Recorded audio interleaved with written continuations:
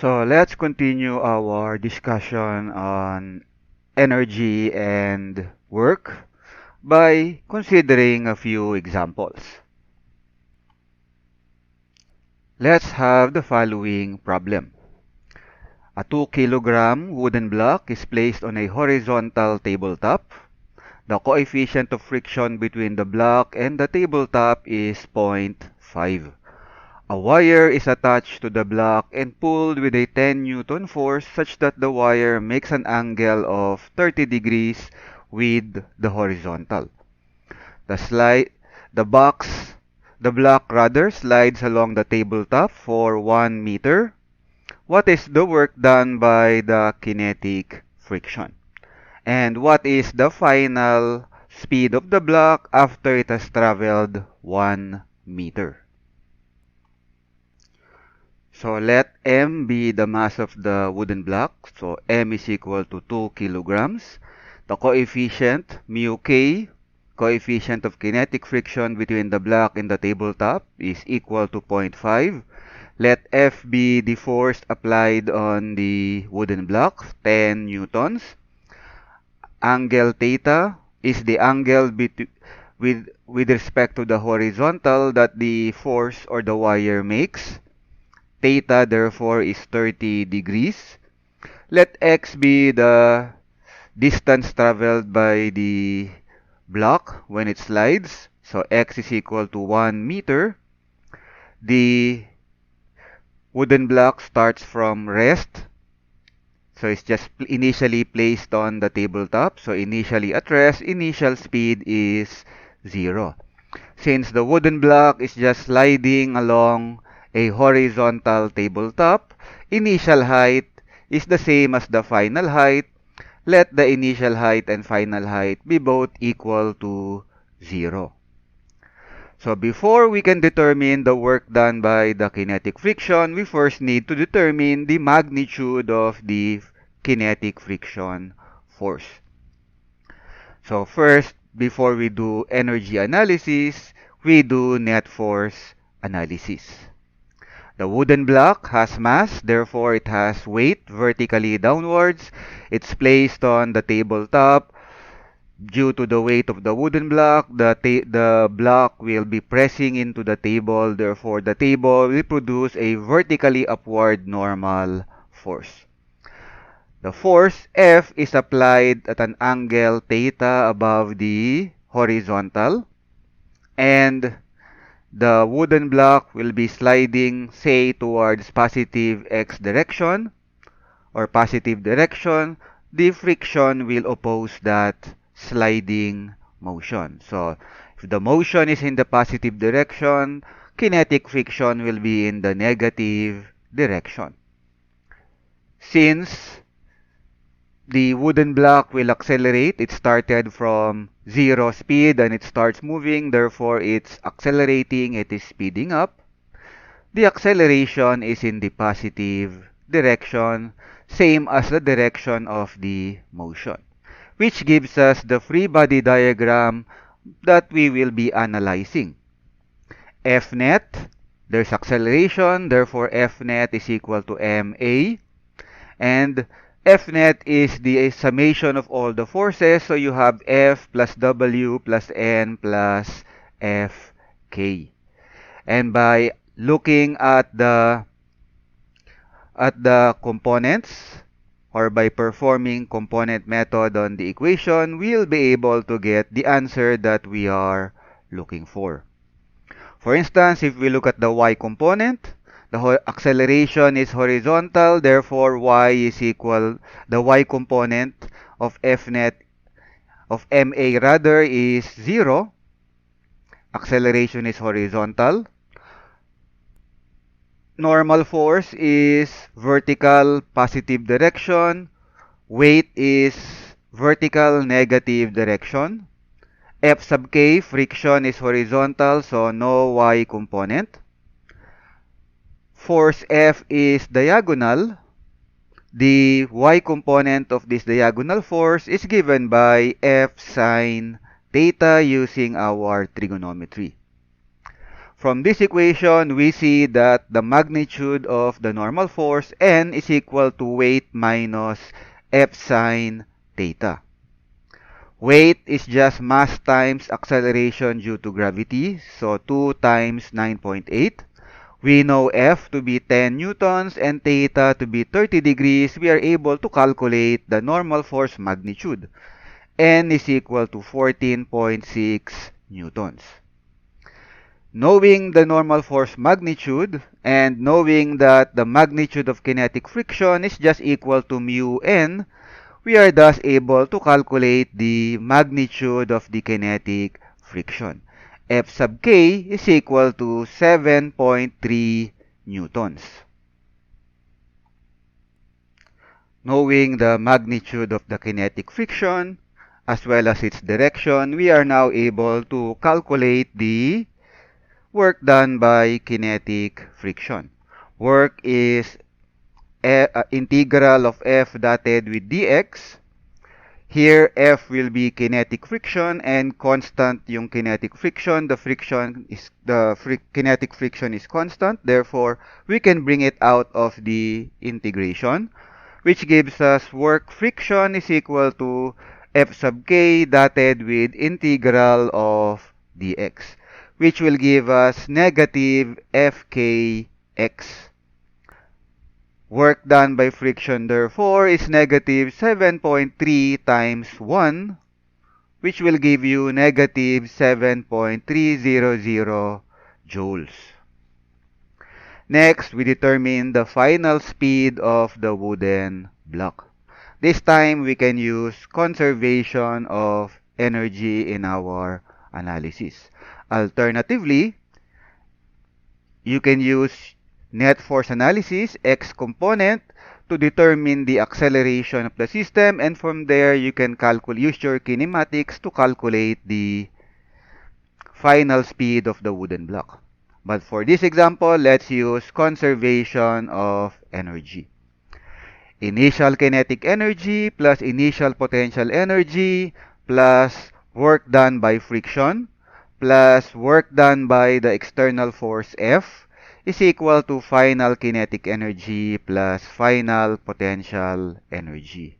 Here we have two external forces that will either take energy out of the system or bring energy into the system.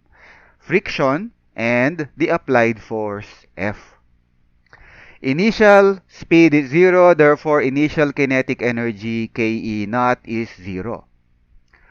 Initial height and final height are both 0, therefore initial potential energy and final potential energy are both equal to 0, which simply now gives us work done by friction plus work done by the applied force F is equal to final kinetic energy 1/2 mv squared. The work done by applied force F is constant, so we can bring it out of the integration. So you have F dotted with dx. We already know the work done by friction, negative 7.3 joules, so no need to bother with that anymore. Applied force F dotted with x. The angle between F and X is angle theta, so we are able to get the dot product, Fx cosine 30 degrees.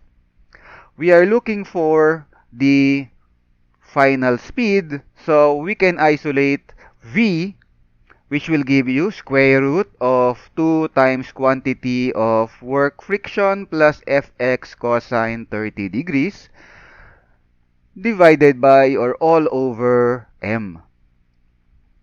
We know all the variables, thus we are able to calculate the final speed to be 1.166 meters per second. Next, we have the following problem. A flower pot falls off the window is 1.5 meters from the ground. What is the speed of the flower pot as it hits the ground? Now, clearly, this is a free fall motion problem. The only influence on the motion of the object is the force of gravity. Thus, you can actually use your free fall motion analysis, your kinematics, to get the answer. We can also use conservation of energy to determine the answer for this problem. We have we have two heights, initial height and final height. The object starts from a higher position going to a lower position. It's always good practice to set the lower position to the zero level. So final position, final height is 0. Initial position is 1.5 meters above 0. Therefore, H initial is positive 1.5 meters. We simply let go of the flower pot, or we simply let the flower pot fall from the window. So initial speed is 0. Here, there are no external forces, no other forces other than gravity, no external forces that will add or remove energy from the system. So conservation of energy is initial kinetic energy plus initial potential energy is equal to final kinetic energy plus final potential energy. Initial speed is 0, therefore KE initial is 0. Final H is 0, therefore final potential energy is 0. Which gives us initial potential energy equal to final kinetic energy. Potential energy is converted into kinetic energy. mgh initial is equal to 1 half mv squared. Even though not mentioned by the problem, the flower pot definitely has mass m. And since there's only one m, we can cancel out m, giving us gh initial is equal to 1 half v squared. The only unknown is v, so if we isolate v, we are able to calculate the final speed to be 5.422 meters per second. And lastly, we have the following problem. A 2 horsepower motor pulls a mini elevator up at a constant speed. The elevator has a mass of 10 kilograms and starts from the ground. What is the height of the elevator after 5 seconds? So here we have a motor, has a horsepower of 2 has a power rather of 2 horsepower, 2 HP. That's the average power delivered by the motor or produced by the motor. Average power is just work done divided by total time. Therefore, 2 horsepower is equal to work done by the motor divided by time. We are thus able to calculate the work done by the motor, 7,460 joules. Knowing the work done by the motor, which basically adds energy to the system, we are able to perform energy analysis, conservation of energy analysis to determine the height of the elevator after 5 seconds. Note that in determining the work done by the motor, the time that we use to calculate the work done is 5 seconds.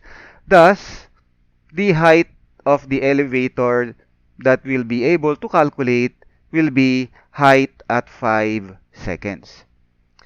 So, conservation of energy equation gives us initial kinetic energy plus initial potential energy plus work done by the motor is equal to final kinetic energy plus final potential energy. The object, the elevator, moves up at constant speed. That means initial kinetic energy and final kinetic energy are equal. So we can cancel them out from our equation. Potential energy initial plus work done by the motor is therefore equal to final potential energy. The We have two heights, initial height and final height. We are looking for the final height. The elevator is moving up. We set the lower height to 0, therefore initial height is 0. That means initial potential energy is 0, which now gives us work done by the motor is equal to final potential energy. And potential energy is just mgh. We are therefore able to calculate H. H is just equal to work done by the motor divided by mg, which gives us 76.122 meters.